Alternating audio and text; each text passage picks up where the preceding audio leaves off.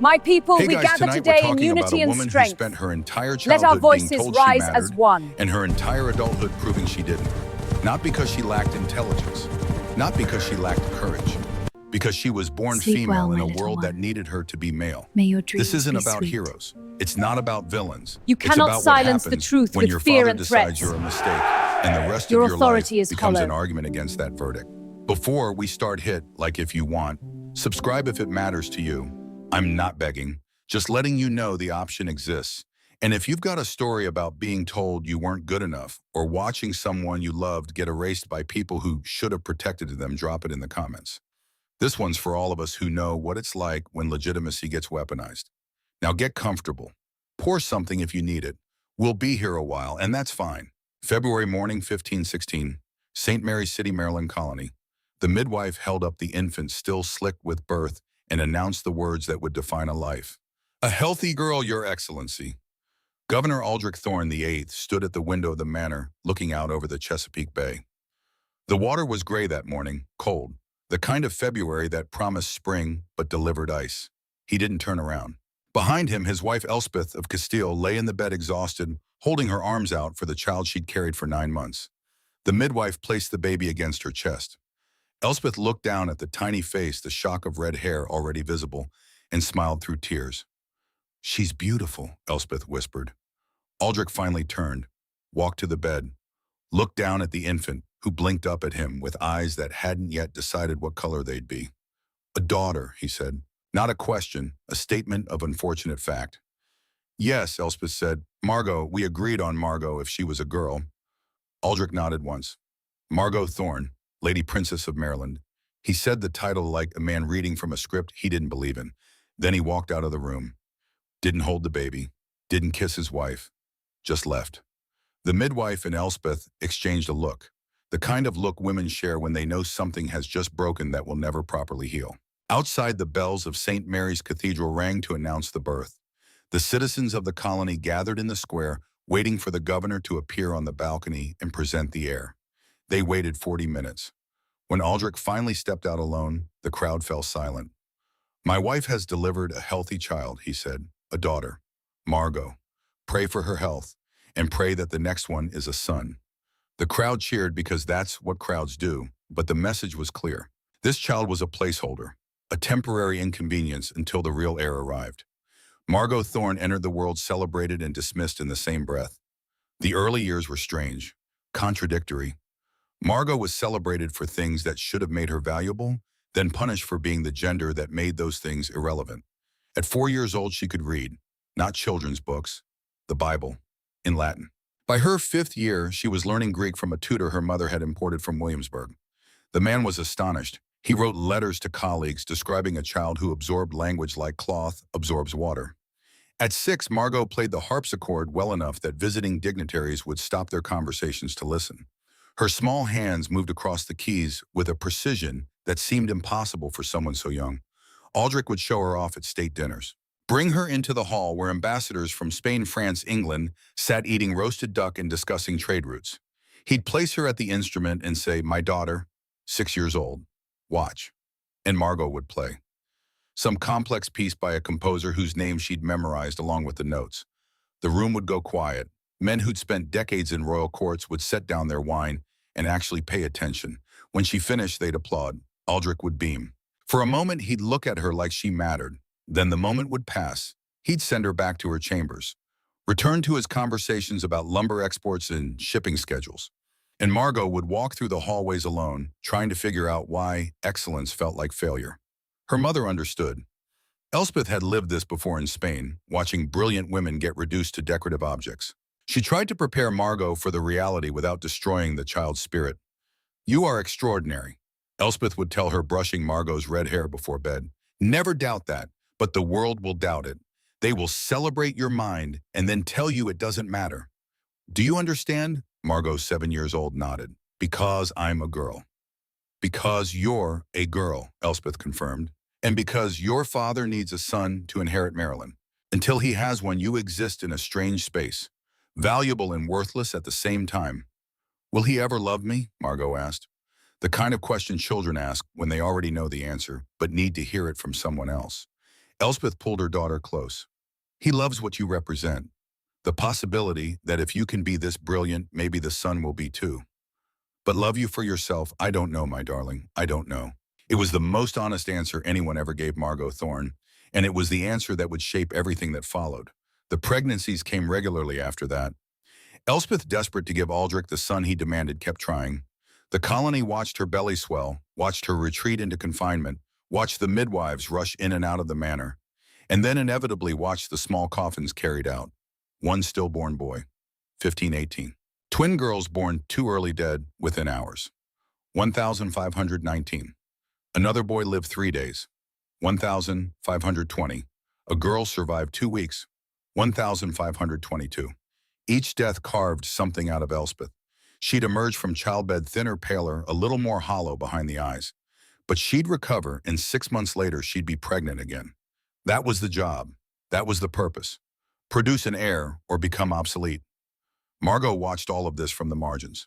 8 years old, 9, 10, standing in hallways while her mother screamed in labor, sitting in the chapel while tiny caskets were blessed and buried, listening to her father's footsteps pace the floor above her bedroom, furious and impotent.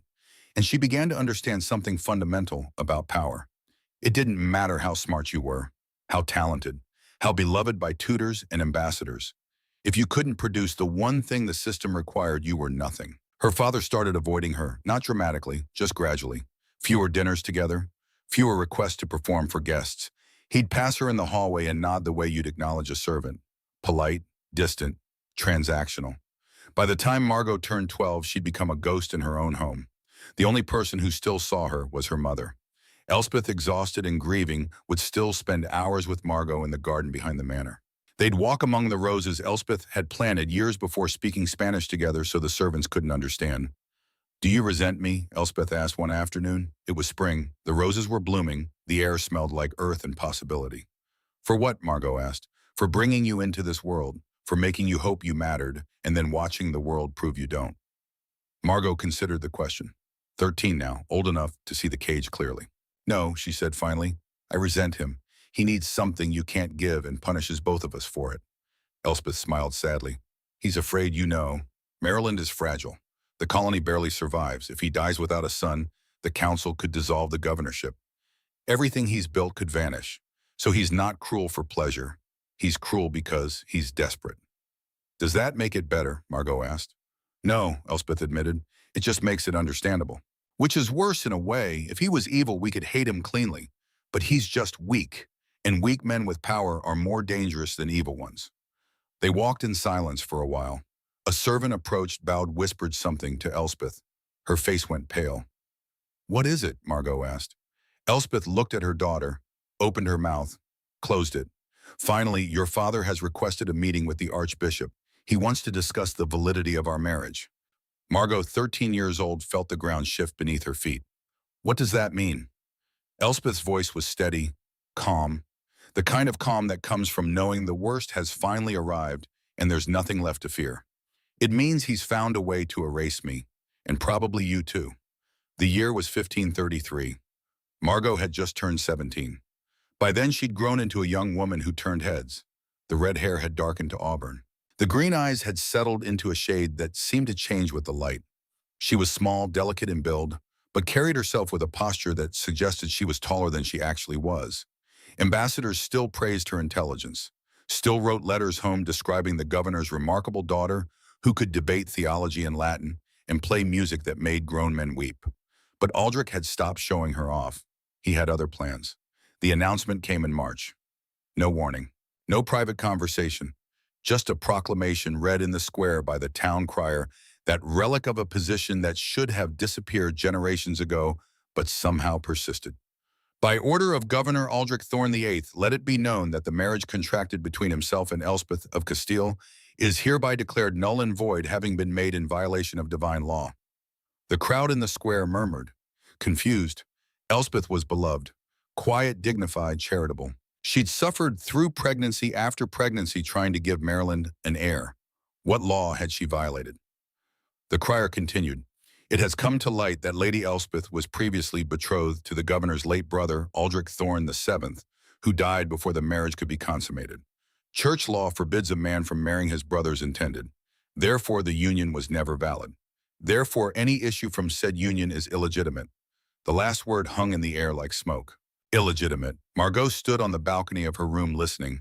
She felt her hands grip the railing, felt her knuckles go white. Illegitimate. Bastard. Not the lady princess, just Lady Margot, a girl with no claim to anything. Below, people were shouting questions. The crier ignored them, rolled up the proclamation, and left. That was it. 17 years of identity erased in 90 seconds. Margot turned from the balcony and walked to her mother's chambers. Found Elspeth sitting by the window staring at nothing. Did you know? Margot asked. I suspected, Elspeth said quietly. He's been meeting with church officials for months. I knew he was looking for an exit. I just didn't know which door he'd choose. Was it true? Were you betrothed to his brother? Briefly, when I was 14, before Aldrich VII died of fever. The betrothal was dissolved, properly, legally. But your father has convinced the archbishop to reinterpret the law, to declare that any connection, however tenuous, invalidates the marriage. Elspeth's voice was steady. She'd had time to prepare for this, to accept it. But her hands shook. Margot sat beside her. What happens now? To me, exile. He's arranged for me to move to a manor in Richmond, Virginia, far enough away that I'm not an embarrassment, close enough that he can claim he's being merciful. And me, Elspeth took her daughter's hand. You'll stay here, for now. But Margot, listen to me. He will ask you to sign a document, a statement acknowledging that you are illegitimate, that the marriage was unlawful, that you have no claim to succession. I won't sign it. You might have to. I won't betray you.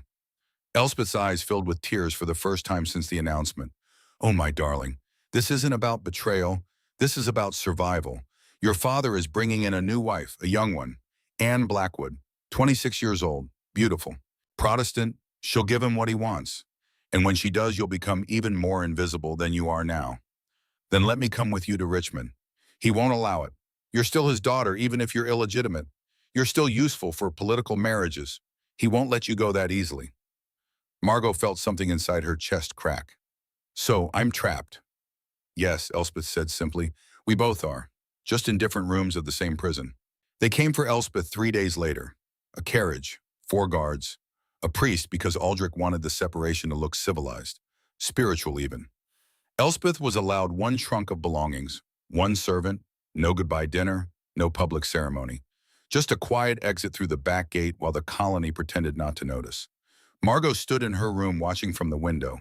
She wanted to run down to throw herself at the carriage to scream that this was wrong. But she knew it would accomplish nothing. Aldrich had made his decision. The church had blessed it. The law supported it. Individual suffering didn't factor into the equation.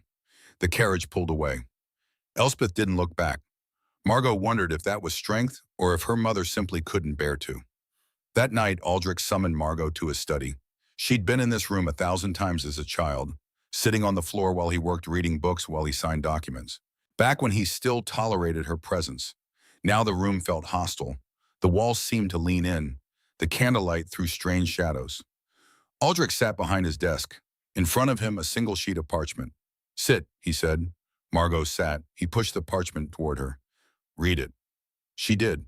The language was formal, legal, designed to sound official and therefore unchallengeable. It declared that she, Margot Thorne, acknowledged her parents' marriage as unlawful, that she accepted her status as illegitimate, that she renounced any claim to the title of Lady Princess or to succession of the Maryland governorship. At the bottom, a space for her signature. Sign it, Aldrich said. No. He didn't look surprised, just tired. Margot, don't make this harder than it needs to be. You're asking me to declare my mother a liar and myself a bastard. How is that not hard? Your mother isn't a liar, she's simply the victim of unfortunate circumstances. And you're not a bastard in the pejorative sense. You're just born of an invalid union. It's a legal distinction. It's erasure. Aldrich leaned back in his chair, studied her face like she was a problem he couldn't quite solve. You look like her, he said quietly. Same eyes, same stubborn tilt of the chin when you've decided you're right and the world is wrong. Is that why you can't stand to look at me? The question hung between them. Aldrich's jaw tightened. I don't hate you, Margot. I need you to understand that. You're brilliant, talented, everything a father could want in a child. But you're not a son, and Maryland needs a son. So yes, I've had to make decisions that hurt you, that hurt your mother, but I'm not doing this out of cruelty. I'm doing it out of necessity. Necessity, Margot repeated. The word tasted like ash. Sign the document, Aldrich said again. Make this easy. I'll restore you to court. You'll have your chambers back, your tutors, your music. You'll just do it as Lady Margot instead of Lady Princess. Is the title really worth destroying your future over? Margot stood, looked at the parchment, looked at her father. The title isn't what matters, she said quietly. What matters is that my mother spent 17 years loving a man who erased her the moment she stopped being useful. What matters is that I spent 17 years trying to be good enough for a father who decided before I was born that I never would be. So no, I won't sign. Not because the title matters. My mother's honor matters, and mine does too. She walked to the door. Margot, Aldrich called after her. His voice had changed, harder now. If you don't sign, I will make your life very difficult. She stopped, didn't turn around. You already have, she said, then left. The next morning, guards appeared at her door. Lady Margot, one of them said, not meeting her eyes. The governor has ordered your transfer to Hampton Manor in Virginia. You're to leave within the hour. Transfer, Margot said flatly. You mean exile? The guard said nothing, which was answer enough. She was allowed 2 trunks, 1 servant, Martha, the woman who'd served Elspeth and who volunteered to follow Margot because someone needed to. No trial, no formal charges, just removal. Aldrich was good at that, making people disappear without the mess of actual execution. The journey to Hampton Manor took 4 days. 4 days of rutted roads and cold nights, and the growing understanding that her childhood was over. That the girl who'd played harpsichord for ambassadors had died the moment that proclamation was read in the square. Hampton Manor was beautiful in the way that prisons can be when they're designed for nobility. Sprawling gardens, high ceilings, windows that let in light but were too high to climb through. Margot was given a suite of rooms, comfortable, well-appointed, and completely isolated. No visitors without Aldrich's permission, no correspondence without review, no leaving the grounds. 17 years old and her life had become a waiting room. Martha did her best, brought Margot books from the library, set up the harpsichord in the corner, tried to maintain routines that suggested normalcy. But at night alone, Margot would stand at the window looking toward Richmond, toward where her mother was confined in her own beautiful cage. And she'd wonder which of them had it worse, the woman who'd been erased, or the daughter who'd been kept alive just in case she became useful again. The years at Hampton Manor blurred together. 1538, Margot turned 18, 19, 20, 21, 22.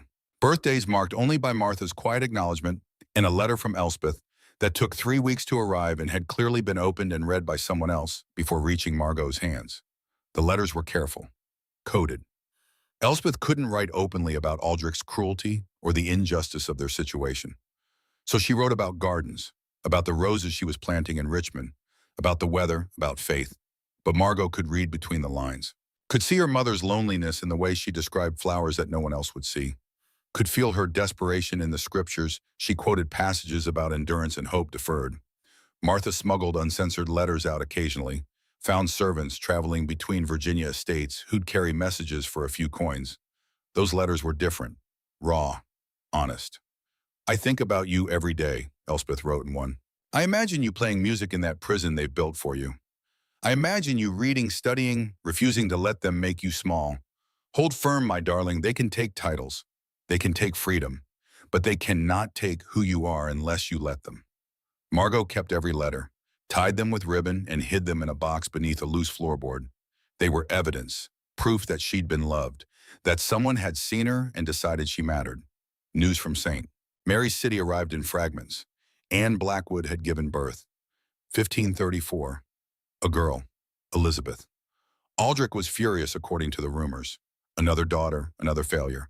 But he doted on Elizabeth anyway. Dressed her in silks, showed her off. Elizabeth was legitimate, born of the proper marriage, the one that counted. Margot tried not to care, tried to tell herself that her half-sister's existence didn't diminish her own. But late at night, she'd imagine Elizabeth in the rooms that used to be hers, playing the harpsichord that used to be hers, receiving the affection that used to be hers. It wasn't the child's fault. Elizabeth was innocent, but innocence didn't make the erasure hurt less. In early 1539, Martha came to Margot's room with a face gone pale. What is it? Margot asked. Martha handed her a letter. Official seal. Not from Elspeth. Margot opened it, read 3 lines, sat down hard on the bed. No, she whispered. The letter was from the administrator of the Richmond estate, formal, apologetic, informing Lady Margot that her mother Elspeth of Castile had died peacefully in her sleep. No suffering, the letter claimed.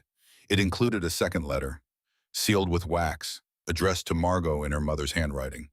My final words, it said on the outside, to be opened only by my daughter. Margot's hands shook as she broke the seal. My dearest Margot, if you are reading this, I am gone. I have asked the estate administrator to hold this letter and deliver it upon my death. I do not know when that will be, but I know it is coming. I feel it in my bones in the way I wake each morning more tired than the night before. There are things I need you to know, things I could never write in the letters that were opened and read before they reached you. First, I do not regret you, not for a single moment. When I held you for the first time, when I saw your red hair and your fierce little face, I knew you would be extraordinary. And you are. You have exceeded every hope I had. Your father is a fool for not seeing it, but his blindness is not your flaw. It is his. Second, do not sign that document. I know he has asked. I know he will ask again. He will offer you safety, comfort, restoration. He will make it sound reasonable. But Margot, if you sign, you are not just declaring yourself illegitimate. You are declaring that I was never your father's true wife, that our marriage meant nothing, that the 17 years I spent loving him and bearing his children were a lie. I know I have no right to ask this of you. I am dead and beyond consequences. You are alive and must live with whatever choice you make. But please, my darling, hold firm. Not for me, for yourself. For the moment you sign that paper, you will have accepted that your worth is determined by other people's definitions. And you are worth more than that. Third, forgive your father if you can, not because he deserves it, but because carrying hate will destroy you faster than any exile. He is weak, frightened, desperate for control in a world that gives him none. He has hurt us both because hurting us felt like power. But power built on cruelty is not real power. It is just cruelty with a fancy title. Finally survive, however you must, whatever it takes. There are rumors that Anne Blackwood is falling out of favor, that Aldrich is looking for another way out, another marriage, another chance at a son. The world is unstable, Margot. People die. Alliances shift. What seems permanent today may be gone tomorrow. You are young, you are brilliant, you are legitimate in every way that matters, regardless of what any document says. Your time will come. I may not live to see it, but I believe in it. I believe in you. Live, my darling, live fiercely, live truthfully. And when the world tries to make you small, remember that you come from a line of women who refuse to disappear. I love you. I have always loved you. I will love you beyond death.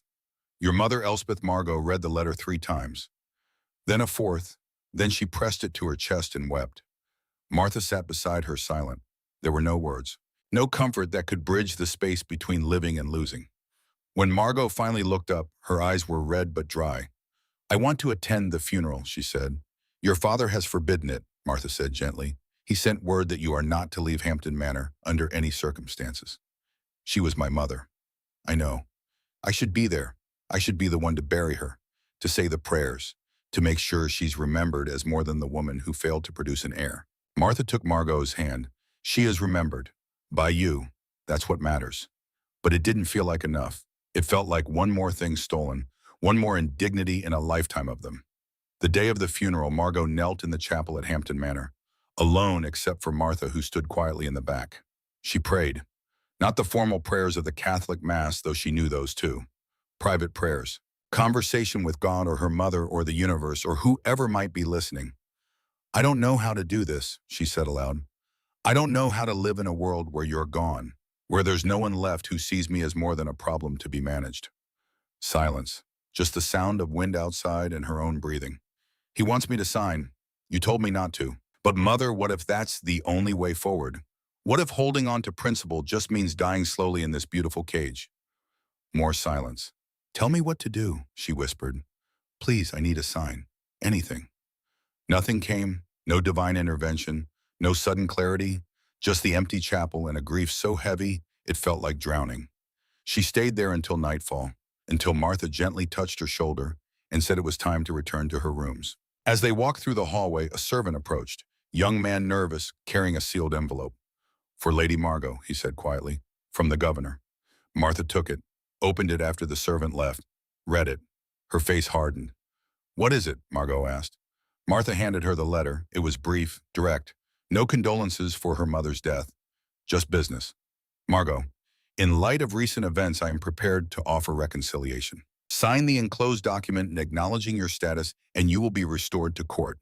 You will have your chambers in St. Mary's City, your tutors, your place at formal events. You will be cared for and protected. Refuse, and you will remain at Hampton Manor indefinitely. Your mother is dead. There is no one left to fight for your legitimacy. This is your last chance to choose a future that does not end in obscurity. The choice is yours. Governor Aldrich Thorne VIII attached was the same document from 6 years ago. The declaration of illegitimacy, the renunciation of claim, the signature line still blank. Margot stood in the hallway holding her father's ultimatum in one hand and her mother's final letter in the other. Two futures, two versions of herself. Sign and survive. Refuse and slowly disappear. "What will you do?" Martha asked. Margot looked at the signature line, at the space where her name would go, where her capitulation would be recorded for history. She thought about her mother's words. "Hold firm, never sign away my honor." She thought about 6 years of exile, of loneliness, of watching her youth vanish into a prison made of silk and stone. She thought about survival, about what it kicked, about whether principle was worth more than breath. And then she walked to the desk in her room, picked up a quill, dipped it in ink. Her hand hovered over the page. "My lady," Martha said quietly, "whatever you choose, I will stand by you." Margot closed her eyes, remembered her mother's face, remembered being 7 years old asking if her father would ever love her. Remembered Elspeth's answer. "I don't know, my darling. I don't know." She opened her eyes, looked at the document, at the lie it wanted her to make truth, and then slowly, with a hand that trembled but did not stop, she signed. Margot Thorne, not Lady Princess, not rightful heir. Just Margot Thorne, illegitimate daughter of a dead woman and a living man who'd erased them both. She set down the quill, stared at her signature. "I'm sorry, Mother," she whispered. "I'm so sorry." Martha said nothing, just gathered the document, sealed it, and prepared to send it back to St. Mary's City.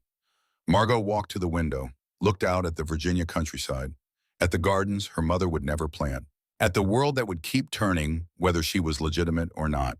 She had survived. She had chosen breath over principle, and she would spend the rest of her life wondering if she'd made the right choice, or if she'd simply made the only choice weak people make when stronger ones aren't available. Either way, it was done. The girl who'd refused to sign was gone. The woman who'd signed to survive had taken her place. And somewhere in Richmond, in a grave marked with a simple stone, Elspeth of Castile rested. Loving a daughter who'd betrayed her memory, forgiving her anyway. Mothers do that, even after death, even when the betrayal is reasonable, even when survival requires sacrifice. They love, they forgive. They hope the daughter they raised will somehow someday find a way to be both soft and strong at the same time. Margot stood at that window until the stars came out. Until Martha brought her tea she didn't drink. Until exhaustion pulled her toward a bed she wouldn't sleep in. And in the morning the document would be delivered.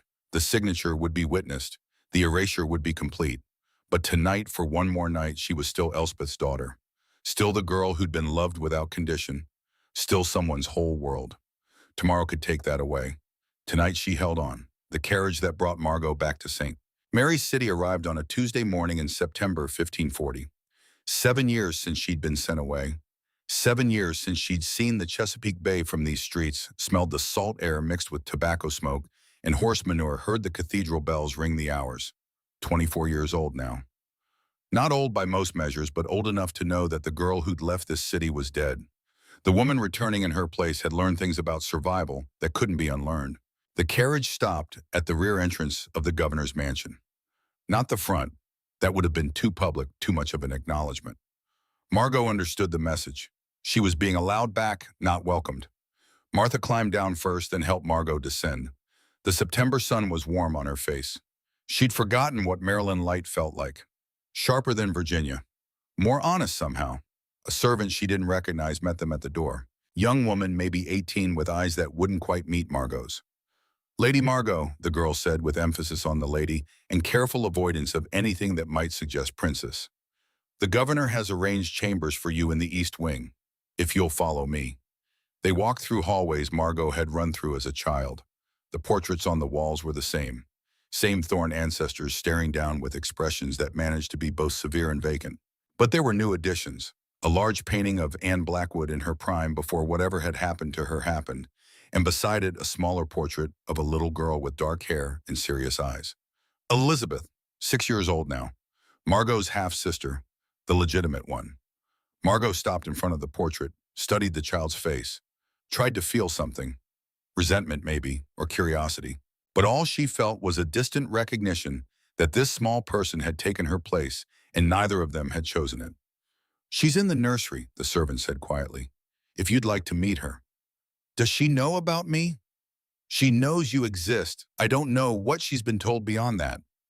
Margot shook her head. "Later. Show me to my rooms first." The East Wing was as far from the governor's chambers as you could get while still being in the same building.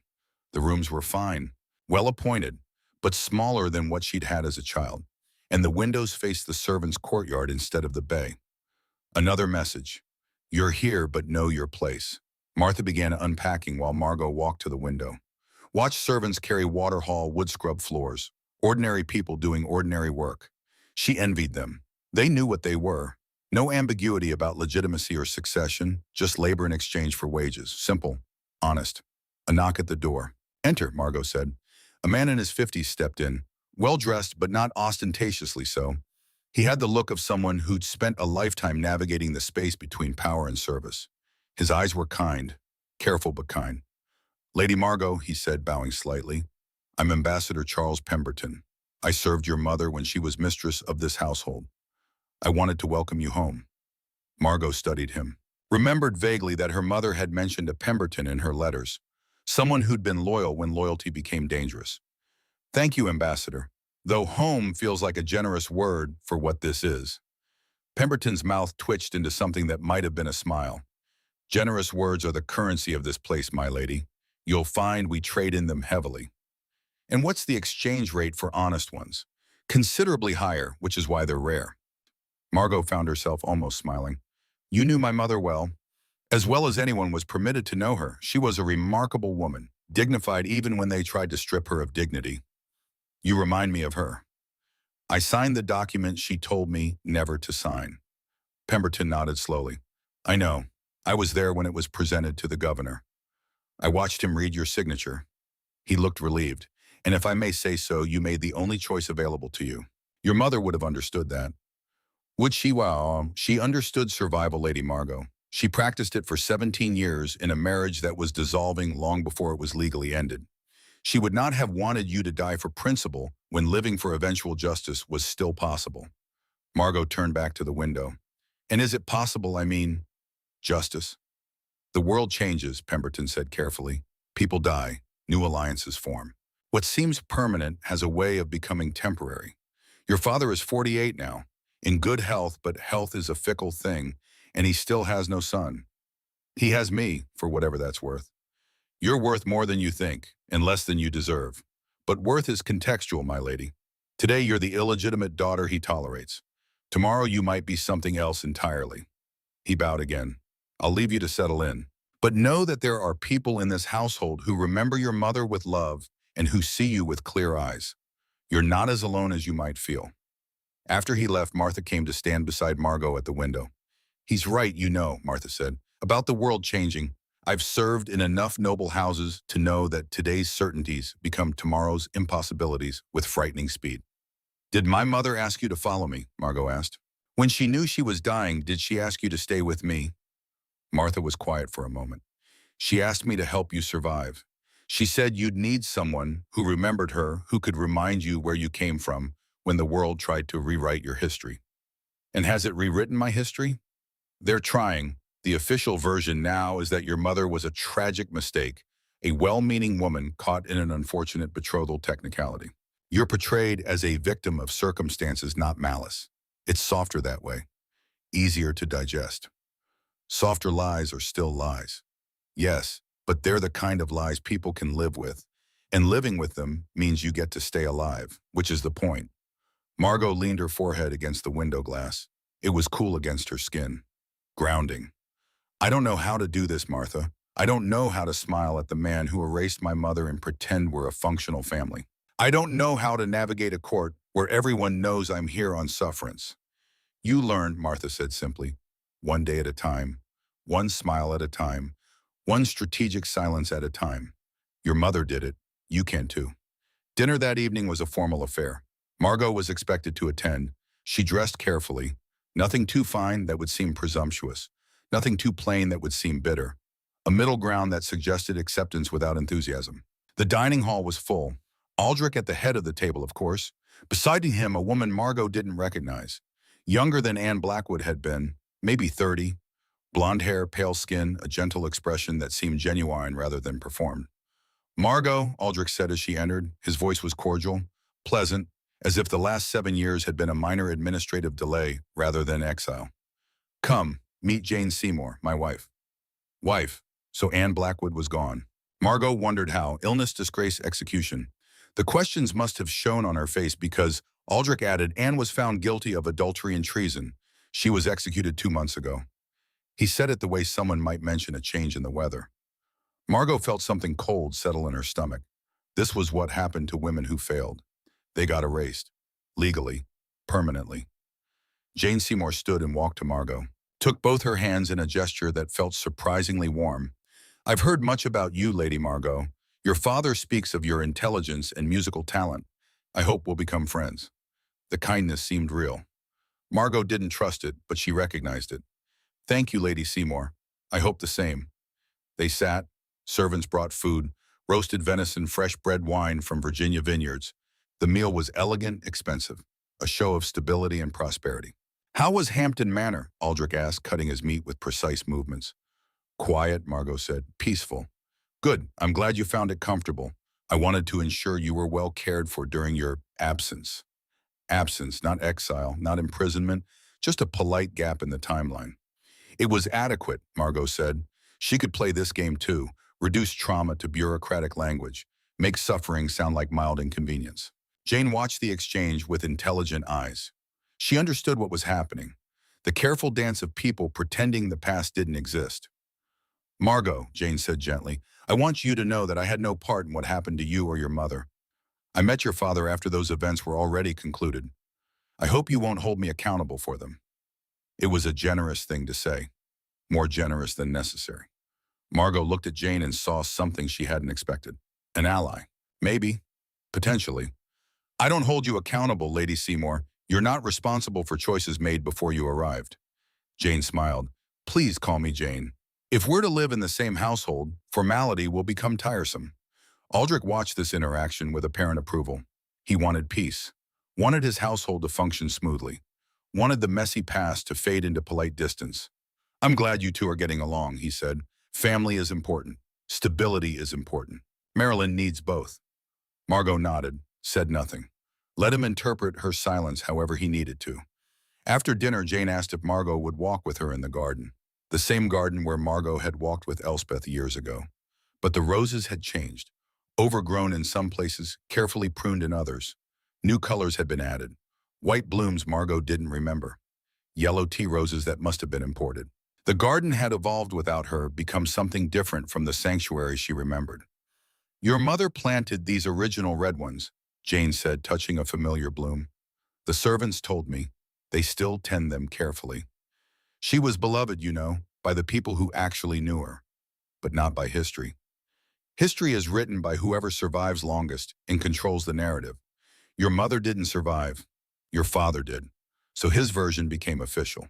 But the servants remember, and I've heard their stories. She was kind, dignified, strong in ways that didn't require cruelty.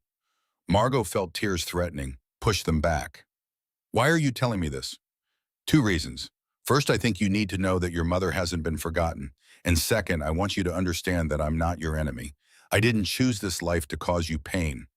I chose it because I'm 30 years old and unmarried women of my station have limited options. Your father offered security. I accepted. It's transactional, yes, but I'm trying to make the best of it. Does he love you? Jane laughed softly. No, he loves the idea of a young wife who might give him a son. I'm the vessel for that hope, not a person he's actually interested in. But I'm treated well. I have autonomy in running the household, and I'm not executed when I fail to perform miracles.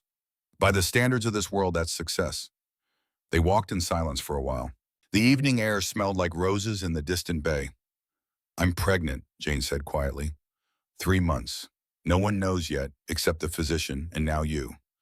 I'm telling you because if I have a son, your life will change again. You'll become even more irrelevant than you already are. I wanted to prepare you. Margot stopped walking, looked at Jane's face in the fading light, saw genuine concern there. And if you have a daughter, then we'll both be disappointing him together. At least we'll have company in our inadequacy. Margot found herself laughing, actually laughing, for the first time in years. The sound felt strange in her throat, unpracticed, but real. Thank you, she said, for being honest. It's the least I can do, Jane said. Now come, let me introduce you to Elizabeth. She's been asking about you since she learned you were returning. The nursery was on the third floor, bright, airy, filled with toys and books and the kind of expensive childhood Margot remembered having before it was taken away. Elizabeth sat at a small table drawing with charcoal on parchment. She looked up when they entered. 6 years old, dark hair like her mother, but with Aldrich's sharp green eyes. Elizabeth, Jane said gently, this is your sister, Margot.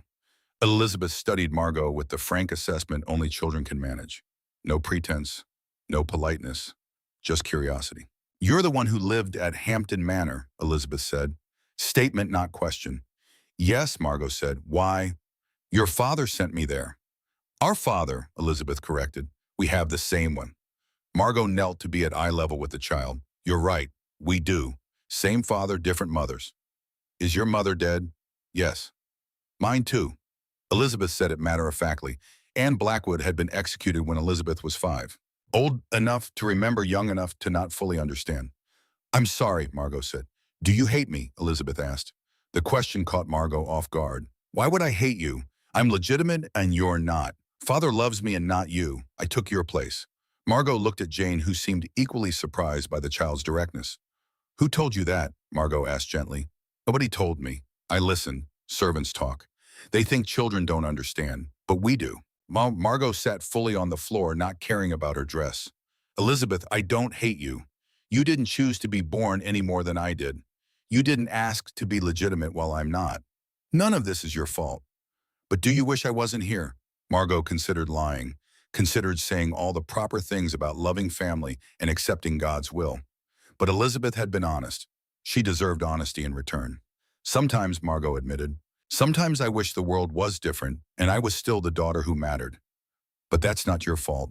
That's circumstances neither of us controls. Do you understand? Elizabeth nodded slowly. I wish my mother wasn't executed. I know. Everyone says she was bad, that she did terrible things, but I remember her singing to me. She didn't feel bad. Margot reached out, hesitated, then gently touched Elizabeth's hand. People are complicated. They can be kind to some people and cruel to others. Your mother probably loved you very much. That was real. The other things she did don't erase that. Elizabeth's eyes filled with tears. She climbed off her chair and, without warning, wrapped her arms around Margot's neck, held on tight. Margot froze, then slowly put her arms around the small body, felt the child trembling. This little girl who'd lost her mother to an executioner's blade. Who knew she was only valued for her legitimacy? Who understood far more than anyone wanted her to? It's all right, Margot whispered. You're all right. They stayed like that until Elizabeth pulled back, wiped her eyes, and returned to her drawing as if the moment hadn't happened. Jane watched with an expression Margot couldn't quite read. Approval, maybe? Or relief? That night, lying in her bed in the East Wing, Margot thought about Elizabeth. About the strange weight of being resented by a 6-year-old who'd done nothing wrong. About how their father had created a world where daughters competed for scraps of his attention simply by existing. And she thought about Jane's pregnancy, about the possibility that in a few months a boy would be born. The heir Aldrich had wanted for decades. The child who would make both Margot and Elizabeth irrelevant. She tried to imagine feeling relieved. No more pressure, no more scrutiny. Just quiet obscurity. But all she felt was hollow. Jane went into labor on a cold March morning in 1541. The entire household went still. Servants whispered prayers. Aldrich paced the halls. Margot stayed in her room listening to the distant sounds of a woman in agony. It took 18 hours. Margot counted them. Listened to Jane's screams getting weaker as the labor progressed. Wondered if this was how her mother had sounded during all those failed pregnancies. Finally, near dawn, a baby's cry. Then silence. Then footsteps rushing. Margot stood at her door, hand on the frame, heart pounding. A physician emerged from Jane's chambers. His face was grim. "The governor has a son," he said to the assembled servants. "Edmund, healthy, strong lungs." Cheers erupted. Margot felt the floor shift beneath her. A son. After all these years, Aldrich finally had what he wanted. "And Lady Seymour?" someone asked. The physician's expression darkened. "She's bleeding. We're trying to stop it. Pray." The cheers died. Servants scattered to chapels, to corners, to anywhere they could kneel, and beg God to save the woman who'd just given Maryland its male heir. Margot walked to Jane's door. A guard stopped her. "No visitors. Governor's orders." "I need to see her." "I'm sorry, my lady. No one goes in." Margot stood there for an hour, two, listening to the frantic activity inside, the physicians shouting orders, servants running for clean linens, hot water medicine. Finally, Aldrich emerged. His face was pale. He looked older than his 49 years. "She's alive," he said to no one in particular. "Weak, but alive. The bleeding has stopped." He walked past Margot without acknowledging her, went to the nursery where his son was being cleaned and swaddled. Margot slipped into Jane's room before anyone could stop her. Jane lay in the bed, white as the sheets. Her blonde hair was dark with sweat. Her eyes were closed, but she was breathing. A servant looked up, startled. "My lady, you shouldn't—" "I'm staying," Margot said quietly. "Just for a moment." She approached the bed, took Jane's hand. It was cold. "You did it," Margot whispered. "You gave him what he wanted. Now you get to rest." Jane's eyes flickered open, focused on Margot with effort. "Boy," she whispered. "Yes, Edmund. He's perfect." A weak smile. "Good. Now, no pressure on you." When Margot felt her throat tighten. "Jane, you need to save your strength. Don't talk." "Listen." Jane's grip tightened slightly. "You're free now. Be grateful. Run if you can." "I'm not going anywhere." "Should—" Jane's eyes closed again. Her hand went limp. The servant rushed over, checked her pulse, her breathing. "She's just sleeping, my lady. The blood loss weakened her. She needs rest." Margot nodded, stood, walked to the door, stopped, turned back. "Take care of her," she said to the servant. "She's the only decent person in this entire godforsaken house." Jane Seymour died 3 days later. Childbed fever, the infection that killed more women than anyone wanted to acknowledge. No amount of prayers or medicine could stop it once it took hold. Margot sat with her the last night, held her hand while Jane drifted in and out of consciousness, mumbling about her son, about roses blooming in spring, about hoping Margot would find happiness. "I'm sorry," Jane whispered at one point. "Sorry I couldn't stay, help you." "You helped me more than you know," Margot said. "You showed me kindness when you didn't have to. That's worth everything." Jane smiled, or tried to. Then her breathing changed, became labored. Each inhale a struggle. Each exhale longer than the one before. By sunrise, she was gone. Margot sat with the body for an hour before telling anyone. Just sat there looking at this woman who'd stumbled into their poisonous family and tried to make it better. Who'd succeeded for exactly 5 months before Maryland took her too. Aldrich grieved, genuinely as far as Margot could tell. He'd liked Jane. Not loved her, perhaps, but liked her, respected her. She'd given him a son and died doing it. By his metrics, she'd fulfilled her purpose perfectly. The funeral was elaborate, a state affair. The whole colony attended. They buried Jane in the cathedral cemetery under a marble headstone that praised her virtue and sacrifice. Margot stood at the graveside thinking about her mother buried in Richmond with a simple stone and no governor in attendance. Thinking about Anne Blackwood, probably dumped in an unmarked grave after her execution. Thinking about how quickly women got used up and discarded in the pursuit of male heirs. After the ceremony, she went to the nursery. Edmund was asleep in his cradle, 3 days old, red-faced, tiny fist curled up near his chin, completely oblivious to the fact that his existence had cost his mother everything. Margot stood over him, studied this small creature who'd become the most important person in Maryland the moment he drew breath. She waited to feel resentment, jealousy, anger that this boy would get everything she'd been denied just by accident of anatomy. But all she felt was a strange protective tenderness.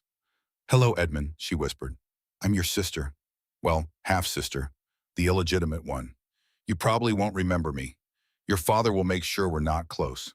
But I want you to know something." She reached down, let him grip her finger with his impossibly small hand. "I won't hate you. I won't resent you. None of this is your fault. You didn't ask to be born into this mess any more than I did. So I'm going to be the one person in your life who sees you as more than a symbol or a solution. I'm going to love you simply for being my brother. And that's not negotiable. Edmund made a small noise. Not quite a cry, just awareness that someone was there. Margot stayed until the wet nurse arrived to feed him. Then she left, walked through the halls to her room, sat by her window, and realized something that felt like surrender and liberation at the same time. She'd spent 25 years fighting to matter, fighting to be seen, fighting for a legitimacy that would never be granted. But Edmund's birth had freed her from that fight. She wasn't the heir, wasn't even the spare. She was simply Margot, a woman with a brilliant mind and no official purpose. And maybe, just maybe, that was enough. Maybe she could stop trying to prove her worth to people who decided she had none. Stop measuring her value by her father's standards. Stop waiting for permission to exist. Maybe she could just be. It wasn't the future she'd imagined as a child, but it was a future. And after everything that felt like a victory, small, bittersweet, but real. 6 years passed in a strange kind of peace. Margot was 31 when everything changed again. She'd spent those years in a comfortable limbo, present at court but peripheral. She played music at state dinners, tutored Elizabeth, who'd grown into a sharp, calculating 12-year-old, spent hours with Edmund, who adored her in the uncomplicated way small children love. Aldrich mostly ignored her, which was fine. She'd learned to find freedom in invisibility. But then Aldrich got sick. It started as a cough, persistent but not alarming. Then came the weight loss, the fatigue, the gray pallor that no amount of rest could fix. By the time physicians confirmed it was consumption, everyone knew he was dying. The household shifted into crisis mode. Wills were updated. The Council of Regents was assembled to manage the transition since Edmund was only 6. Aldrich summoned Margot to his study one evening. She found him thinner than she'd ever seen him, sitting behind the same desk where he'd once demanded she sign away her legitimacy. The circle closing. "Sit," he said. His voice was weaker, the authority still there but fragile. She sat. "I'm dying," Aldrich said. No preamble. "You know this." "Yes." "Edmund will become governor. The Regency Council will guide him until he's 18. Duke Northfield has agreed to lead them. He's a strong administrator, Protestant but competent." Margot said nothing, just watched her father struggle to breathe between sentences. "I wanted to tell you," he paused, coughed. Blood flecked his handkerchief when he pulled it away from his mouth. "I wanted to tell you that I never hated you. You understand that, yes, you had a funny way of showing affection." A ghost of a smile. "Yes, well, I was never good at that. Your mother used to tell me I had the emotional range of a brick. She was right. Why are you telling me this now? I'm dying and I'd like to die without this particular weight. I made you illegitimate to secure Maryland. Not out of malice toward you. The law required it. Do you understand the difference?" "No," Margot said honestly. "From where I sat, the result was the same. Legal justification doesn't make erasure hurt less." Aldrich nodded slowly. "Fair. I suppose that's fair." They sat in silence. The clock ticked. Somewhere in the house, Edmund was probably being put to bed. Elizabeth was likely reading. The ordinary rhythms of life continuing while death waited in this room. "Will you look after Edmund?" Aldrich asked. "Not officially. Northfield and the council will handle governance. But will you be there for him?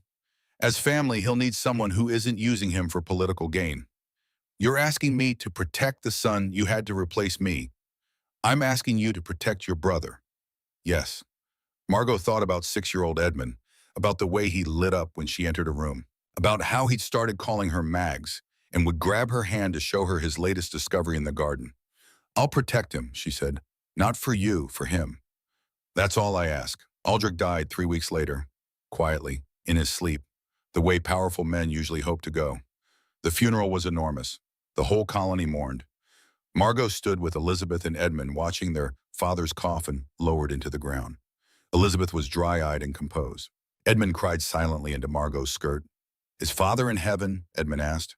"I don't know," Margot said honestly, "but he's at peace now. That's what matters." After the funeral, Duke Northfield assembled the household.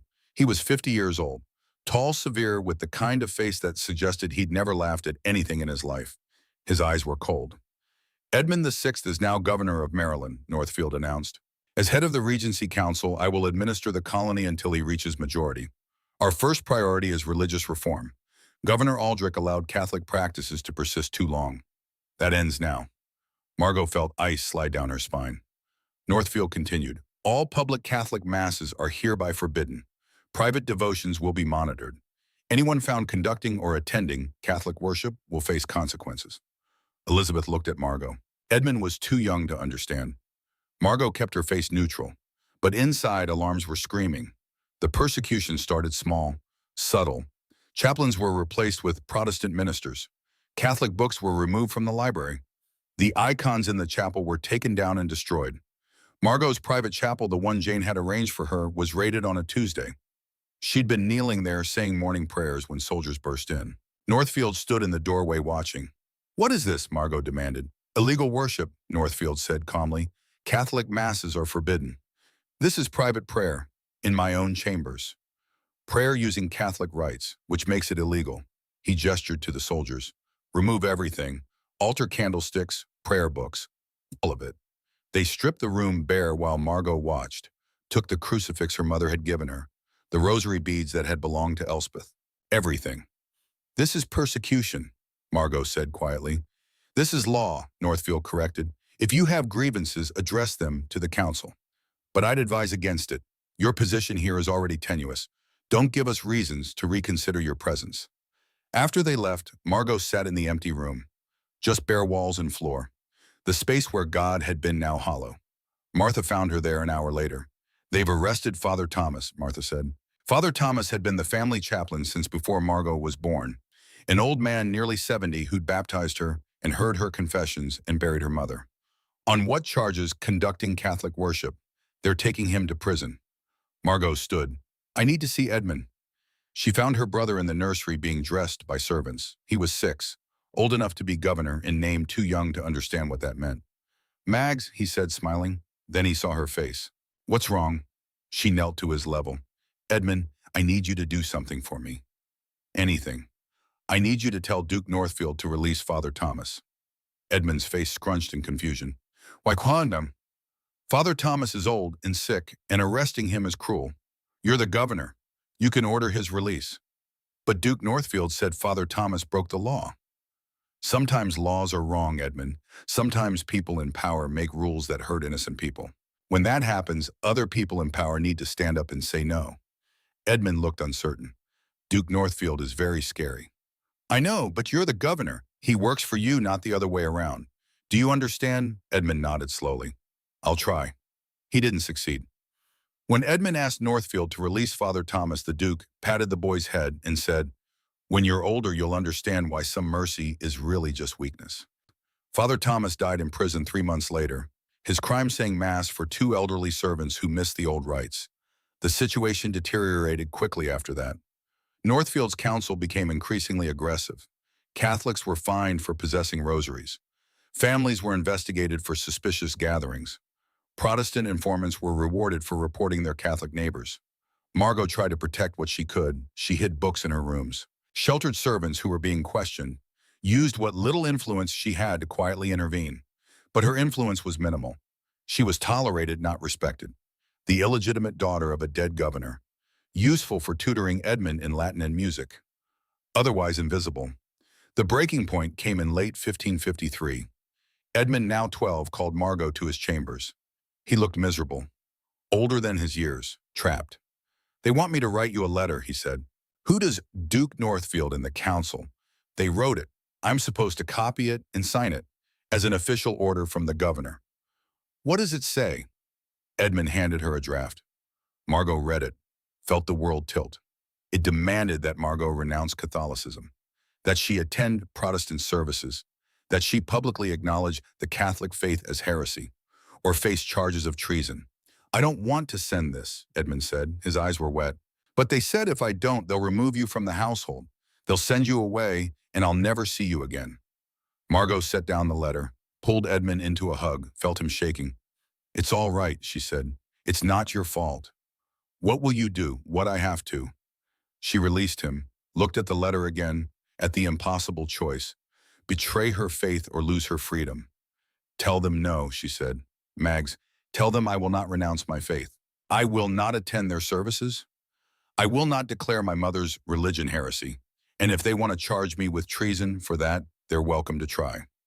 Edmund's face crumpled. They'll arrest you. Probably. I can't lose you too. I've already lost Father and Mother Jane and everyone. You're all I have left. Margot cupped his face in her hands. Listen to me. You are the governor. Right now they're using you, making you sign things you don't believe, making you a puppet for their agenda. But you're smart, Edmund. You're growing up, and someday you'll be old enough to make your own decisions. When that day comes, be better than they are. Be better than our father was. Don't let power make you cruel. I love you, Mags. I love you too, little brother. 2 days later, soldiers came to her room. Lady Margot Thorne, the captain said, by order of the Regency Council, you are under arrest for refusal to comply with religious reform and suspicion of treasonous Catholic sympathies. You will be confined to Hampton Palace pending investigation. Margot stood, didn't resist, just looked at Martha, who was crying quietly. Take care of Edmund, Margot said, and Elizabeth. They'll need someone. I will, my lady. God be with you. And with you. They let her out through the servants' entrance. No public spectacle this time, just a quiet removal. Erasure by bureaucracy. As the carriage pulled away from St. Mary's City, Margot looked back at the governor's mansion, at the windows where Edmund might be watching, at the life she tried to build from the ruins of the one that was stolen. 37 years old, and she was going back to prison. Not for being illegitimate this time, for being herself. Somehow that felt like progress. Hampton Palace in winter was exactly as Margot remembered, beautiful and hollow. She'd been imprisoned here before at 17, now 37, 20 years of circling back to the same cage. The irony wasn't lost on her. The rooms were the same, east wing overlooking the courtyard. The harpsichord was gone, sold, or moved years ago, but everything else remained. Same windows, same walls, same sense of time suspended. Martha had been allowed to accompany her. Small mercy.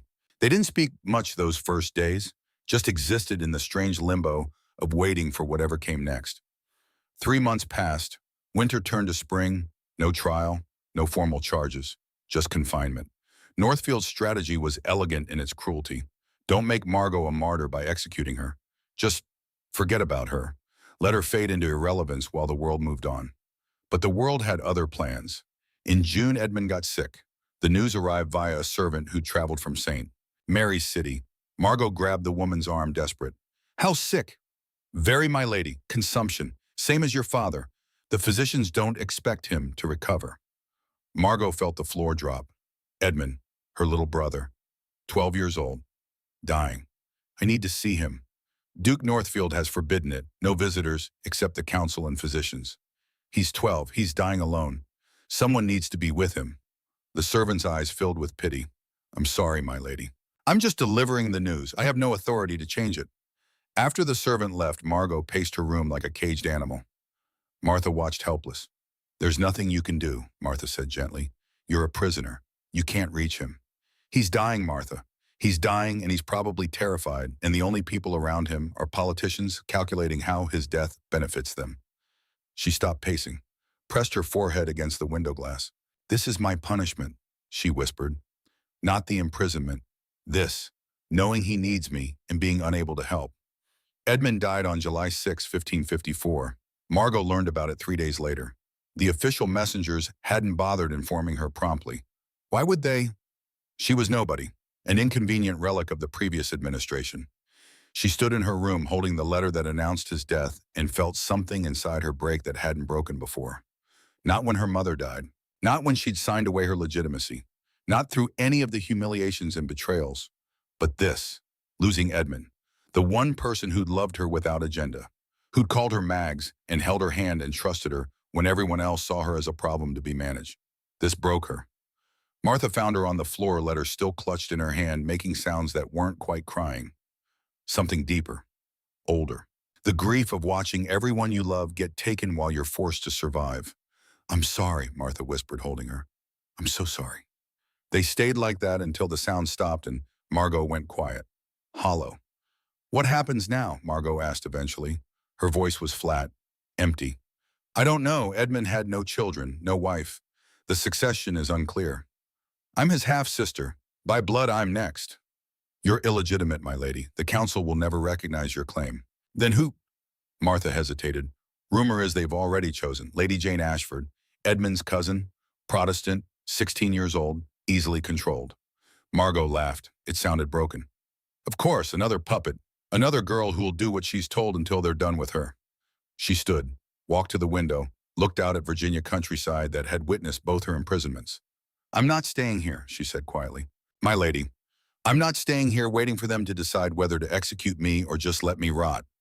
Edmund is dead, the succession is open, and I am Aldrich Thorne's eldest living child. Legitimate or not, I have a claim.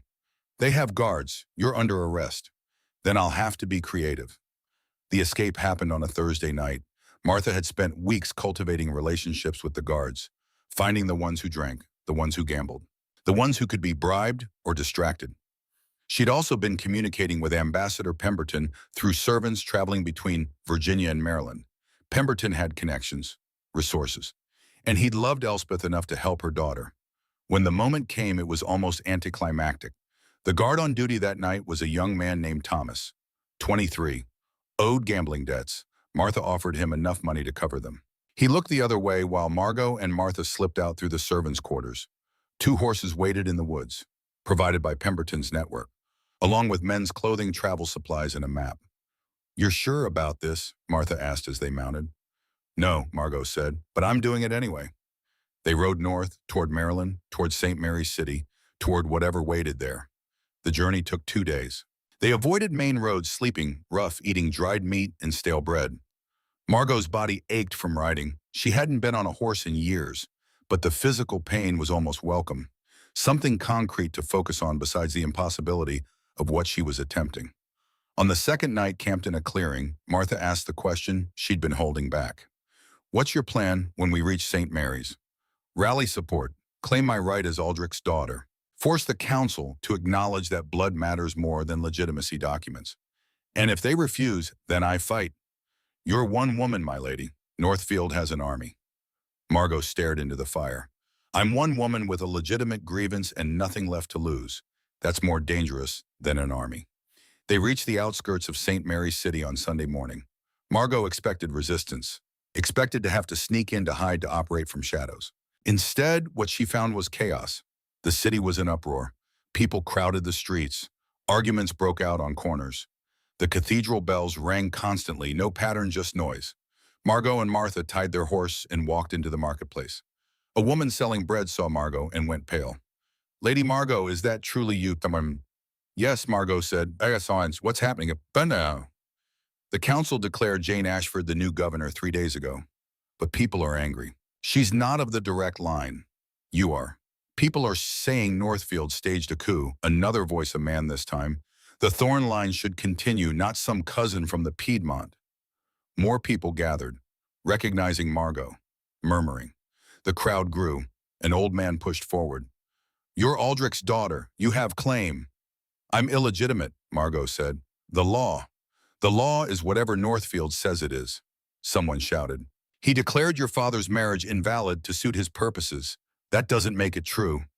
The crowd swelled. People were angry, not necessarily at Jane Ashford, who was just a child being used, but at Northfield, at the manipulation, at the sense that something fundamental had been violated. Ambassador Pemberton appeared at the edge of the crowd. He made his way to Margot, face urgent.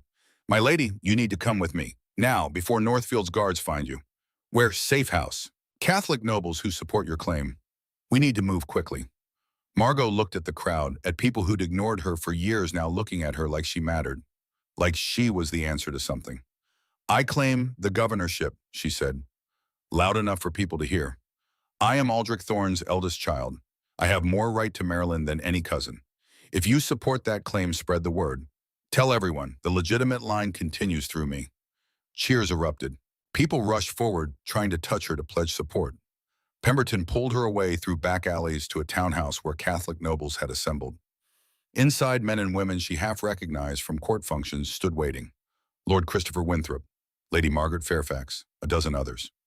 Lady Margot, Winthrop said, bowing, we've been hoping you'd come. Northfield's coup is illegal. Jane Ashford has no legitimate claim. You do. I'm illegitimate. Your father's annulment was politically motivated. The archbishop who approved it did so under pressure. Many of us never accepted its validity. You are the rightful heir. Margot looked around the room, at these people risking treason to support her. Why, she asked. Why now you all stood by while I was declared illegitimate, while I was exiled, while Edmund died with Northfield controlling him. Why do you care now? Lady Fairfax stepped forward. Northfield has gone too far. He's persecuting Catholics, seizing property, turning Maryland into a Protestant autocracy. Jane Ashford is his puppet. But you, my lady, you have strength. You've survived everything they've thrown at you. We need that strength now. You need a Catholic governor to protect you from persecution. Yes, Winthrop said bluntly. We do, but we also believe you're the rightful heir. Both things can be true. Margot sat down. The room spun. 2 days ago, she'd been a prisoner. Now she was at the center of a potential civil war. What do you need from me? She asked. Ride, Pemberton said, through Maryland. Let people see you, rally support, show them you're not dead or broken, that you're here and willing to fight for your birthright. And if Northfield's forces come for me, then we fight them. The ride became legendary. Margot, wearing men's riding clothes but making no attempt to hide her identity, rode through Maryland colony with a growing force of supporters. It started with 20 people, Catholic nobles and their retainers. By the time she reached Annapolis 3 days later, the group had swelled to 200. People lined the roads to watch her pass. Some cheered, some were silent, but everyone saw. The daughter who'd been erased refusing to stay erased. Margot's hair, that distinctive auburn red, flew behind her like a banner. She sat tall in the saddle despite exhaustion, despite fear, despite knowing that Northfield could crush this rebellion with his professional soldiers. But something strange was happening. Northfield's forces weren't engaging. Some regiments openly defected to Margot. Others simply didn't show up when ordered to stop her. Protestant soldiers who had no love for Catholicism but respected the principle of legitimate succession. By the time Margot reached the outskirts of St. Mary's City again, her force had grown to over 1,000. Still not an army, but enough. Northfield finally moved. He assembled his loyal troops in the city square, prepared to arrest Margot and execute her for treason. But when Margot rode into the square, the crowd was so massive that soldiers couldn't reach her. Thousands of people, Protestants and Catholics, nobles and commoners, all of them tired of manipulation and ready for something that felt true even if it was messy. Margot dismounted, walked through the crowd to the steps of the cathedral, climbed them, turned to face the people. The noise died down. Everyone waited. I am Margot Thorne, she said, her voice carried in the morning air. Daughter of Aldrich Thorne VIII and Elspeth of Castile. Some call me illegitimate, some call me a pretender, but I stand here as the eldest living child of your former governor. I claim my right to lead Maryland. Northfield stepped forward. You have no right. You were declared illegitimate by law. A law you orchestrated for political convenience, Margot shot back. The same way you orchestrated putting a child on the throne so you could rule through her. Maryland deserves better than puppet governors and shadow rulers. The crowd roared approval. Jane Ashford appeared on a balcony, 16 years old, looking terrified. Margot felt a surge of pity. This girl was as much a victim as anyone. Lady Jane, Margot called up, this is not your fault. You were used. If you step aside willingly, I promise you'll be treated with honor and given a place at court. You're not my enemy. Jane looked at Northfield, back at Margot. Then to everyone's shock, she nodded. I never wanted this, Jane said, voice shaking.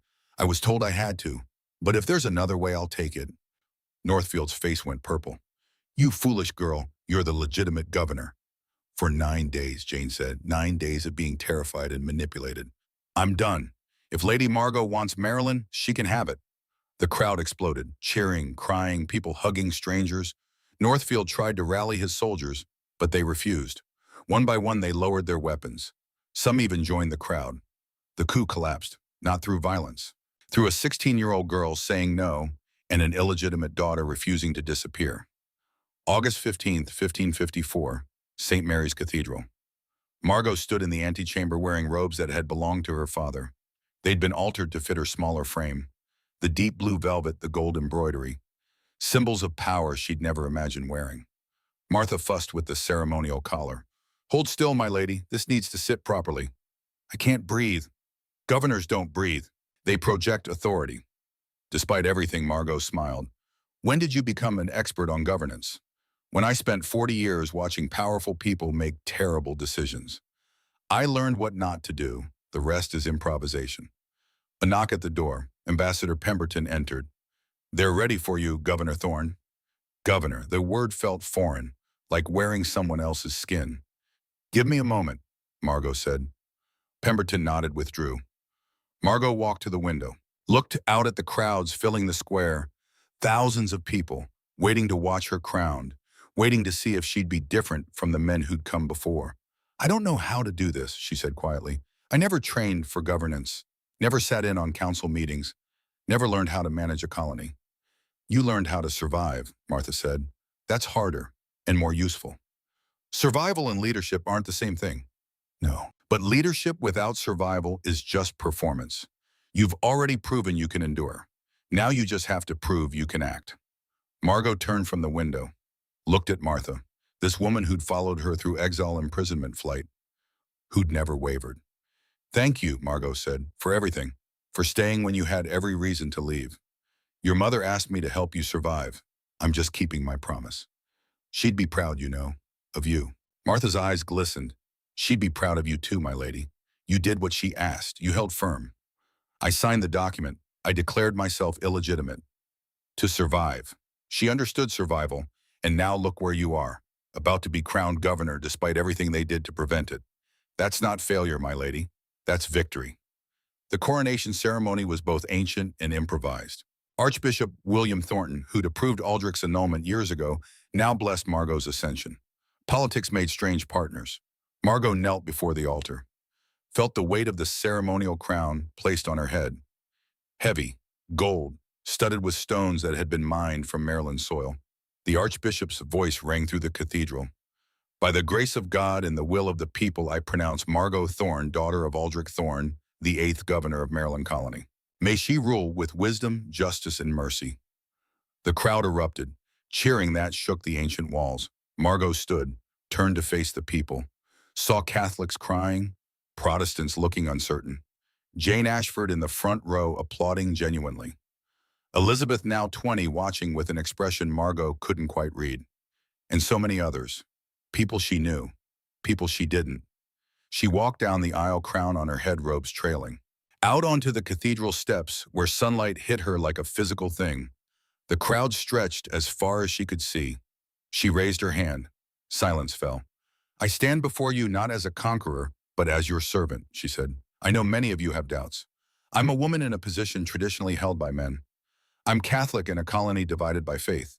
I'm the daughter whose legitimacy was questioned for decades. I understand your uncertainty. She paused, let the words settle. But I promise you this, I will govern for all of Maryland. Not just Catholics, not just those who supported my claim. Every person in this colony deserves leadership that sees them as more than political assets. You deserve stability, justice, a future that doesn't require choosing between faith and survival. More cheers. But Margot raised her hand again. I also promise honesty. I will make mistakes. I don't have all the answers. I'm learning as I go. But I will never lie to you about my limitations. And I will surround myself with advisors who care more about Maryland's success than their own power. She looked directly at where Northfield stood in the crowd. He'd been allowed to attend, stripped of office but not arrested. A calculated mercy. The previous administration operated through fear and manipulation. That ends now. We move forward through transparency and mutual respect. Or we don't move forward at all. The speech wasn't eloquent. It wasn't what professional speechwriters would have crafted, but it was real. And the people responded to that reality. As Margot returned to the governor's mansion that evening, exhausted and overwhelmed, Martha helped her remove the ceremonial robes. You did well, Martha said. I fumbled half the ceremonial responses. I nearly dropped the scepter, and my speech sounded like I was making it up as I went. You were making it up as you went. That's what made it effective. People are tired of performance, my lady. They wanted truth. You gave them that. Margot sat on the bed that had been her father's, now hers. The weight of it felt crushing. I won, she said quietly. I'm actually governor. I should feel triumphant, vindicated, something. But all I feel is tired and terrified. That means you understand the magnitude of what you've taken on. That's good. Overconfident rulers are dangerous. How do I do this, Martha? How do I actually govern? One day at a time, one decision at a time, and when you don't know the answer, you find people who do and you listen to them. A knock at the door. A servant entered. Governor Thorne, Ambassador Pemberton requests a meeting regarding the Spanish delegation. They've sent word that King Philip's representative wishes to discuss a potential alliance. Margot looked at Martha, then back at the servant. Tell him I'll meet with him in an hour. I need time to review the diplomatic files first. The servant bowed left. And so it begins, Martha said. And so it begins, Margot agreed. 38 years old, illegitimate, female, Catholic in a fractured colony, and she was governor, against all odds, despite every obstacle, simply by refusing to accept erasure as permanent. Her mother would have been proud. Her father would have been baffled. And Margot herself, she was just trying not to drown. But for the first time in her life, she was drowning in a role she'd chosen, not one that had been assigned to her. That made all the difference. The problem became apparent within weeks. Margot had no husband, no heir, and Marilyn's future depended on both. The council meetings were relentless on this point. Lord Winthrop, Ambassador Pemberton, even Elizabeth brought it up. You need to marry, Elizabeth said bluntly one afternoon. 20 years old now, politically astute, and had none of Margot's hesitation about speaking uncomfortable truths. I'm 38, Elizabeth, past the age most women marry. You're governor. Age is less relevant than stability. Marilyn needs to know there's a succession plan. I could name you my heir. I'm Protestant. Half your supporters backed you specifically because you're Catholic. Naming me would split the colony again. You need a child of your own. Margot hated that Elizabeth was right. The Spanish offer came 3 months into her governorship. King Philip II, widower, 27 years old, needed a political alliance. Maryland, though small, controlled crucial Chesapeake shipping routes. A marriage would benefit both parties. Ambassador Pemberton presented the proposal in council. Philip is young Catholic and commands significant resources. The marriage would legitimize your rule internationally and provide Maryland with Spanish protection. He's 11 years younger than me, Margot pointed out. He's also pragmatic. This is a political arrangement. He understands that. Margot looked around the council table.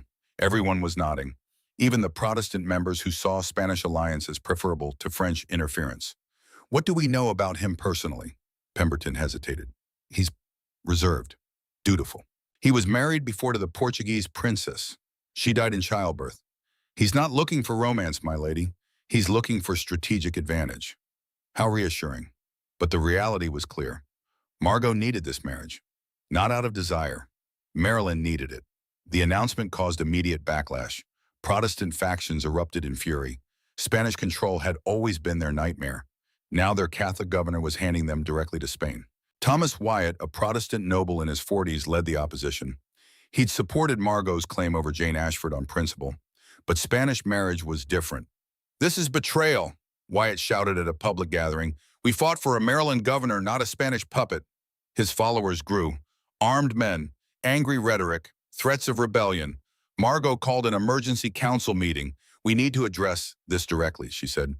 Before Wyatt turns discontent into violence. You shall arrest him, Lord Winthrop suggested. Charge him with sedition. That makes him a martyr. We need to de-escalate, not inflame.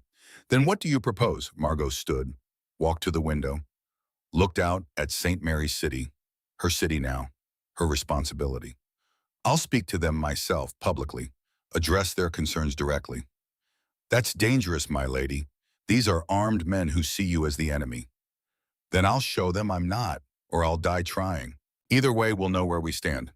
The speech happened in Guildhall, packed with Wyatt's supporters, angry faces, hostile energy. Margot walked to the podium alone. No guards, no weapons, just her and a room full of people who wanted her to fail. She waited for silence. It took minutes. When it finally came, the tension was thick enough to cut. I know you're angry, she began. You supported my claim to governance out of principle. And now I'm marrying a Spanish king, which looks like I'm selling Maryland to foreign control. I understand why that feels like betrayal. Wyatt stood. Then don't do it. If I don't marry, I have no heir. If I have no heir, what happens when I die? We return to the chaos of disputed succession. Jane Ashford, Elizabeth, foreign claimants. Maryland tears itself apart. Is that what you want? We want a Maryland governor, not a Spanish consort. Margot's voice hardened. I am a Maryland governor, and I will remain Maryland governor after this marriage. Philip will have no authority here. The marriage contract will explicitly limit his power to advisory roles only. He cannot make laws, cannot command troops, cannot override council decisions. This has been negotiated. Murmurs in the crowd, skeptical but listening. I'm not doing this out of desire, Margot continued. I'm doing this because Maryland needs international allies and internal stability. Those two needs outweigh my personal preferences. That's what governance is, making difficult choices for the collective good, even when they cost you individually. She locked eyes with Wyatt. I will die a governor before I surrender Maryland's autonomy. If you don't believe that if you think I'll become a puppet for Spanish interests, then you don't know me. I've spent my entire life fighting to exist. I'm not about to hand that existence over to anyone. Not Philip, not you, not anyone. The room was completely silent now. So here's what I'm asking. Give me a chance to prove my commitment. Support this marriage for Maryland's sake. And if I ever betray that trust, if I ever put Spanish interests above Maryland's, then you have my permission to rebel. Wyatt, you personally have that permission. I'll sign it in blood if you require. Wyatt stared at her. The whole room waited. Finally, slowly, Wyatt sat down. I'll hold you to that, Governor. I'm counting on it, Margot said. The rebellion collapsed after that. Wyatt's followers, seeing their leader stand down, dispersed. Some remained angry, but they remained peaceful. The wedding was scheduled for July 1554 at Winchester Cathedral in Virginia. Neutral ground, large enough for the spectacle required. Margot met Philip 2 days before the ceremony. He arrived with a small Spanish delegation ships anchored in the bay, flags flying. He was handsome in a severe way. Dark hair, sharp features, careful eyes. He bowed when introduced. Governor Thorne, an honor. King Philip, thank you for coming. They sat in the governor's study. Awkward silence. This is unusual for both of us, Philip said finally. His English was accented but clear. A political marriage is standard, but the age difference and your position as governor, less so. If you're concerned about consummation, I'm concerned about expectations. I need you to understand that I view this as strategic alliance. I will fulfill my duties, but I cannot offer you affection or partnership beyond the political. Margot almost laughed. Your Majesty, I'm not looking for love. I'm looking for stability. If you can provide that through presence and legitimacy, that's sufficient. Philip looked relieved. Good, then we understand each other. One question. Do you resent this arrangement, being married to a woman significantly older in a colony you've never seen? Philip considered. Resent is strong. I'm fulfilling obligations, as you are. We're both instruments of state interest. That's simply the reality of power. Bleak but honest. I appreciate that. The wedding itself was magnificent. Orchestrated chaos. Catholic and Protestant clergy sharing the altar. Spanish and Maryland flags intertwined. Hundreds of witnesses. Margot wore white velvet. Philip wore Spanish royal colors. They exchanged vows in Latin and English. Promised fidelity and partnership in terms that sounded intimate but felt transactional. When the priest pronounced them married, the crowd cheered. Maryland had a governor with international backing. Spain had Atlantic shipping routes. Everyone got something, except maybe Margot and Philip, who got each other. And neither had asked for that. The first year of marriage was cordial. Distant but functional. Philip attended council meetings but rarely spoke. He learned Maryland politics through observation, made no demands, interfered with nothing. At night they shared chambers as protocol required. But they maintained separate spaces within those chambers, slept in separate beds, spoke politely about logistics and schedules. And then in November, Margot's monthly bleeding stopped. She waited a month, then another, consulted physicians quietly. They confirmed what seemed impossible. She was pregnant at 38 years old, after 1 year of a largely celibate political marriage. Pregnant, the news spread through the colony like wildfire. Hope ignited. Prayers were offered. Preparations began. Philip seemed genuinely pleased. This is fortunate. Heirs are essential. Margot felt complicated. Happy, yes. Terrified, yes. But also something deeper. This child would prove she was complete, that she could provide what her mother couldn't, that her body wasn't broken. By spring, her belly was visibly swollen. Physicians were optimistic. The pregnancy seemed healthy. Maryland celebrated. The governor was giving them an heir. Catholic and Spanish blood mixed with Thorne legitimacy. The future secured. Margot prepared a nursery, ordered furniture from Spain, chose names. Edmund for a boy, Elspeth for a girl. She imagined holding a child, teaching them, loving them without the complications that had defined her own childhood. June arrived, then July, August. The due date passed. Physicians looked concerned but tried to hide it. Sometimes babies come late, Governor. Nothing to worry about. But Margot was starting to worry. The movement in her belly had stopped. The swelling remained but felt wrong, heavy, strange. September came. Still no labor. October. Philip left for Spain in November. Urgent matters require my presence. I'll return when the child is born. He never came back. December 1555. Margot finally accepted what physicians were too afraid to say.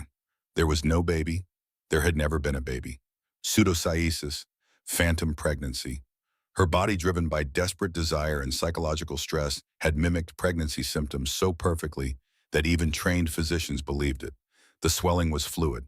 Tumors, hormonal disruption, not life growing inside her, just her body failing in new creative ways. The announcement devastated the colony. People had invested hope in this child. Prayers, plans, now nothing. Margot retreated into the governor's mansion, refused visitors. Martha was the only one allowed near her. I'm broken, Margot said one night, lying in bed staring at nothing. My mother couldn't carry children to term. I can't even conceive them properly. The thorn line ends with me simply because our bodies refuse to cooperate. Your body tried, my lady. It wanted to give you what you wanted so desperately it invented a child. That's not failure. That's tragic proof of desire. Philip's gone. He left because there's no child. He'll never come back. Good, you didn't love him anyway. No, but I loved the idea that someone might stay. Martha had no answer for that. Margot returned to governance in January 1556. Thinner, haunted, but functional. The council tiptoed around the pregnancy topic. No one mentioned succession. No one asked about heirs. But the question hung over every meeting. What happens when she dies? Margot governed well despite everything, made practical decisions, balanced Catholic and Protestant interests, improved trade routes, reduced internal corruption. But she couldn't shake the emptiness, the sense that she'd failed at the one thing that mattered most to people who measured women by their reproductive capacity. And then the burnings began. It started small. A Protestant minister arrested for preaching against Catholic doctrine. Margot's council, mostly Catholic, pushed for punishment. She signed the execution order, then another, then 3 more, then a dozen. By mid-1556, Maryland had become a place where dissent meant death. Protestant heretics were burned at stakes in public squares. Families watched, children watched, the smoke visible for miles. Margot told herself she was restoring religious unity, that God required this, that her phantom pregnancy was punishment for being too lenient, and if she enforced Catholic orthodoxy strictly enough, God would reward her with a real child. The logic was insane. She knew it was insane. But grief and desperation don't follow rational paths. By late 1557, 287 people had been executed. Maryland called her Crimson Margot, the governor who ruled through fire. In 1557, it happened again. Her bleeding stopped. Symptoms returned. Physicians were skeptical this time. But the swelling was real. The nausea was real. Maybe everyone thought maybe this time it's real. It wasn't. By late 1557, Margot's health was declining rapidly. The physicians confirmed what they'd suspected. Ovarian tumors, likely cancer, inoperable. She was dying, not dramatically, just steadily. Energy fading, pain increasing, time running out. She stopped the executions. Not out of mercy, just exhaustion. She barely had strength to sign paperwork, let alone condemnation orders. November 1558, Margot was bedridden. Elizabeth came to visit. 34 now, Margot's designated successor. Protestant, competent, everything Margot wasn't. How are you feeling? Elizabeth asked. Like I'm dying. Because I am. Let's not pretend otherwise. Elizabeth sat beside the bed. The council wants me to prepare for transition. They're asking about coronation dates. I'm not dead yet. I know, but they need certainty. Maryland can't function in limbo. Margot looked at her half-sister. This woman who'd been enemy and ally and simply existed in complicated relationship that defied simple categories. Rule better than I did, Margot said quietly. You ruled well. You just had impossible circumstances. I burned Protestants, Elizabeth. Don't sanitize that. I authorized executions of people whose only crime was faith. I became exactly what I feared. Elizabeth was quiet for a moment. Why did you do it? I was desperate, heartbroken, convinced that if I could just enforce religious unity, God would reward me with a child, with Philip's love, with something that proved I mattered. But God doesn't work that way, and all I accomplished was making people hate me. Not everyone hates you. Enough do. History will remember me as Crimson Margot, the governor who persecuted dissent and died barren. That's my legacy. That's part of your legacy. The other part is that you were the first woman governor, that you claimed power despite being declared illegitimate, that you survived things that should have destroyed you. That matters too. Margot felt tears on her face. Weak, embarrassing. But she didn't have energy to hide them. I'm scared, Elizabeth. I'm 42, and I'm dying, and I don't know if any of it meant anything. I don't know if I made things better or just different. Elizabeth took her hand. You made things possible. I'm Protestant. I would never have been considered for governor before you. You broke that barrier. Whatever mistakes you made, that achievement stands. Take care of Martha when I'm gone. She's been with me through everything. Make sure she's provided for. I will. And Elizabeth, don't make my mistake. Don't confuse faith with control. Don't let desperation make you cruel. Rule for the people, not for your own validation. I'll try. Margot died on November 17, 1558, dawn, with Martha holding one hand and Elizabeth holding the other. Her last words whispered so quietly they might have been imagined Maryland, engraved upon my heart. Then silence. Then nothing. The funeral was massive. Catholics and Protestants both attended. Even people who'd hated her acknowledged she deserved ceremony. They buried her in St. Mary's Cathedral, next to her father, ironically, the man who tried to erase her, now eternally beside her. Elizabeth was crowned governor 3 days later, reversed Margot's Catholic policies immediately, restored Protestant worship, ended persecution. Within a year, people were calling Margot Crimson more than governor, the woman who'd burned dissenters, the barren queen, the tragic failure. But 200 years later, when historians started reassessing the narrative shifted. They found her letters, her laws, her governance records. And they found a woman who'd been brutalized by circumstance and responded with both strength and mistakes.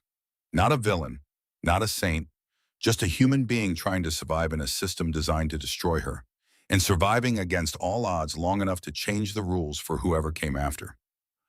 Modern day, Maryland State House. A tour guide leads a group of high school students through the portrait gallery. She stops in front of a painting that shows a woman in her late 30s. Auburn hair visible under a ceremonial crown. Green eyes that the artist couldn't quite make look happy even when he tried. The nameplate reads, Governor Margot Thorne, 1516 to 1558. This is Margot Thorne, the guide says, Maryland's first woman governor. She ruled from 1554 to 1558. A student raises her hand. Why do they call her Crimson Margot? She authorized the execution of 287 Protestants during religious conflicts. She was trying to enforce Catholic unity after years of persecution from Protestant regions. She failed. People died. So she was evil. The guide pauses, looks at the portrait, at those sad eyes. She was desperate. Her mother was exiled and died alone. She was declared illegitimate at 17, imprisoned twice. Lost her brother, who was the only person who loved her unconditionally. Then she became governor at 38, married a man who abandoned her, and experienced 2 phantom pregnancies that destroyed her health. She ruled for 4 years while dying of cancer. The students are quiet now, actually listening. The burnings were wrong. Absolutely. Should she have made different choices? Yes. But was she a monster? No. She was a traumatized woman with power she'd fought for her whole life trying to create meaning from suffering. And when that didn't work, she made terrible decisions. What happened to her? She died at 42, named her Protestant half-sister as successor, asked that Maryland be remembered. And then she was mostly forgotten for 200 years until historians started looking at the whole story instead of just the body count. A girl in the back speaks up. That's really sad. Yes, the guide agrees. It is. But here's what's important. Margot Thorne was Maryland's first woman governor. She proved women could hold executive power. Every woman in political office since then stands on groundwork she laid, not because she was perfect, because she existed and refused to disappear. The tour moves on, but the girl stays behind, looks at the portrait, at Margot's sad eyes and determined jaw. You deserve better, the girl whispers. And somewhere in whatever space exists between history and memory, maybe Margot hears. Maybe she finally understands that being remembered with compassion, even centuries late, still counts as being remembered. The portrait hangs. The story continues. And every person who stops to look at those sad eyes and asks, what happened to her, keeps Margot Thorne from being what she feared most. Forgotten, erased, as if she'd never mattered at all. She mattered, in complicated, painful, imperfect ways. But she mattered, and that finally is her legacy. Not crimson, not tragic, not perfect, just human, which is the hardest thing of all to be when the world demands you be either hero or villain. Margot Thorne was neither. She was both. She was herself. And 400 years later, that's still enough to make people stop and wonder what could have been different if the world had been kinder. We'll never know, but we can keep asking. And maybe that's the point.